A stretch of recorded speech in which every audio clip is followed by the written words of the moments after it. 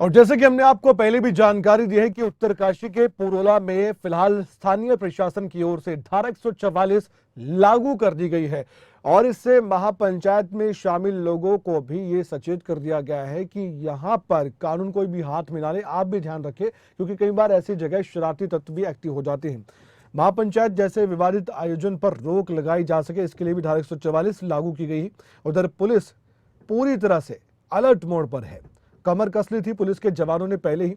ये भी सचेत किया गया है, ये भी चेतावनी दी गई है कि धारा 144 का कोई भी उल्लंघन ना करे। अगर ऐसा होता है तो उन लोगों के खिलाफ सख्ती से निपटने की कोशिश पुलिस जरूर करने वाली है। उत्तराखंड में अपराध और कानून व्यवस्था की जिम्मेदारी देख रहे अपर पुलिस महानिदेशक डॉक्टर वी मुरुगेशन ने यह भी कहा है कि विषय की संवेदनशीलता को देखते हुए स्थानीय प्रशासन के साथ पुलिस ने सामंजस्य बनाया है। शांति और कानून व्यवस्था कायम रखने के लिए कड़े बंदोबस्त किए हुए हैं। तस्वीरें भी आप देख सकते हैं, पुलिस के जवान इन तस्वीरों में आपको दिखाई देने काफी संख्या में। पुलिस फोर्स को बेहद सतर्क रहकर आवश्यकता अनुसार कानूनी कार्रवाई के निर्देश भी दिए जा चुके हैं। आइए सुनवाते हैं पुलिस के बड़े अधिकारी क्या कुछ कह रहे हैं। उत्तरकाशी जिला प्रशासन और पुलिस प्रशासन ने वहाँ पे सारा तैयारी कर ली है, सतर्कता बरत रहा है और वहाँ पे 144 CRPC की सेक्शन भी लग गया है और प्रिवेंटिव एक्शन जो भी लेना है वो सब लिया जा रहा है। फोर्स भी तैनात है वहाँ पे। इसके बावजूद भी अगर पंचायत का इस तरह से कुछ दिखाया जाए तो जो भी 144 धारा लगने के बाद उसको उल्लंघन करेंगे या कोई भी कानून का उल्लंघन करने वाले होंगे उनके खिलाफ कानूनी कार्रवाई की जाएगी सख्ती से। गजेंद्र सिंह रावत हमारे साथ सीनियर जर्नलिस्ट फोनलाइन पर मौजूद है इस पूरे मामले को समझाने के लिए और क्यों इतना तनाव बढ़ गया है ये भी आपको वो जानकारी जरूर देंगे। गजेंद्र जी, ये पूरा मामला किस तरह से आप देखते हैं? उत्तरकाशी के पुरोला में ये मामला इतना बढ़ जाएगा किसी ने सोचा नहीं था और आज खुद मुख्यमंत्री धामी सामने आकर लोगों से शांति व्यवस्था बनाए रखने की अपील भी कर रहे हैं। इस मामले को किस तरह से देखते हैं आप? मुझे लगता है कि किसी डबल इंजन सरकार का इससे बड़ा कोई दूसरा फेलियर नहीं हो सकता कि पहाड़ की इतनी शांत वादियों में आज धारा 144 लगानी पड़ रही है जी। इन्हीं पार्टी के जो संगठन है, जो आनुषंगिक संगठन है, जो इस सरकार की गोद में पल रहे हैं, वो सरेआम घोषणा कर रहे हैं कि भाई आप यहाँ से अपनी दुकान खाली करवाइए। किसी को कह रहे हैं मार देंगे, किसी को धमकाया जा रहा है, उनके घर के बाहर निशान लगाए जा रहे हैं। मतलब इस प्रकार की बातें हमने कभी कहानियों में सुना करते थे कि भाई जिस राज्य में लॉ एंड ऑर्डर खत्म हो जाता है वहां ऐसी चीज देखने को मिलती है। और ये उत्तराखंड के लिहाज से इसलिए बेहद महत्वपूर्ण है जी। क्योंकि उत्तराखंड के आज की तारीख में जब आप और हम बात कर रहे हैं जी 30 लाख लोग उत्तराखंड से बाहर नौकरी कर रहे हैं। कोई होटल में काम कर रहा, कोई सरकारी नौकरी कर रहा, कोई प्राइवेट कर रहा, कोई अपना कारोबार कर रहा है जी। अगर इस प्रकार का माहौल क्रिएट होगा तो निश्चित रूप से जो हमारे लाखों लाख लोग आज उत्तराखंड से बाहर में काम करने को मजबूर है, अपनी मजबूरी में वो घर से बाहर गए हैं, तो उनकी गारंटी कौन लेगा? क्या इस सरकार की जिम्मेदारी नहीं बनती थी? उत्तराखंड के मुख्यमंत्री की जिम्मेदारी नहीं बनती थी? उत्तराखंड के डीजीपी कहाँ सोए हुए थे? उत्तराखंड के जो गृह सचिव है वो कहाँ सोए हुए हैं? और क्या उनको आज सब याद आ रही है कि जब जो पानी है सर से ऊपर चला गया है? निश्चित रूप से ये धामी सरकार का सबसे बड़ा फेल्योर है। इस शांत प्रदेश में कभी भी इस प्रकार की बातें नहीं देखने को मिली है। हाँ, जो गलत करता है उसके खिलाफ कार्रवाई होनी चाहिए। किसी ने किसी की लड़की भगाई, कोई जबरदस्ती धर्मांतरण करा रहा है, उसके खिलाफ कठोर से कठोर आप कार्रवाई कीजिए जी। लेकिन अगर आज की तारीख में आपका चैनल भी चल रहा है, आपके चैनल का एक पत्रकार कोई गलत काम करता है जी। तो इसका मतलब ये थोड़ी चैनल पर ताला मार दोगे आप या ये बोल दोगे कि इस चैनल को नहीं दिखाया जाना चाहिए, इस चैनल के सारे पत्रकार खराब हैं। ये तो नहीं हो सकता। तो मेरा तो यही कहना है कि ये सरकार को समय रहते हुए चेतना चाहिए। और पुष्कर सिंह धामी जो कि कृपा के आधार पर मुख्यमंत्री बने हैं, जिनको खटीमा के लोगों ने भी हरा दिया था, जिनको जो है इतने प्रचंड सरकार आने के बावजूद वहां की जनता ने नहीं, उनको इस बात को गंभीरता से लेना चाहिए कि ये प्रदेश एक बहुत शांत प्रदेश है। इस प्रदेश में अगर माहौल इस प्रकार का बनाया जाएगा तो वो निश्चित रूप से इस प्रदेश की जो आर्थिकी है, जो रोजी रोटी है, वो तमाम चीजों पर जो है सवाल खड़े करेगा। ठीक है, शुक्रिया आप हमारे साथ जुड़े। और कांग्रेस के प्रदेश अध्यक्ष करण माहरा साहब इस समय हमारे साथ फोन इन पर जुड़ चुके हैं।